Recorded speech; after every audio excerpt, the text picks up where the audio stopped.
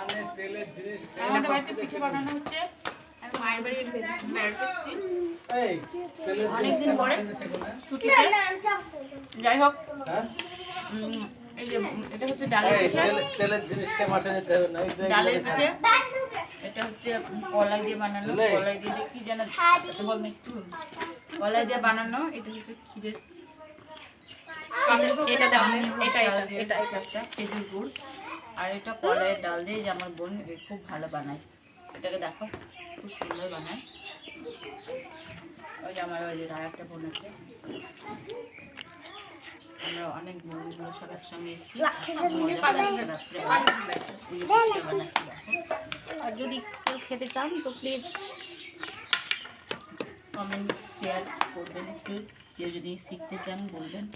Next blog আপনাদেরকে রান্না bye bye বলবো। টাটা।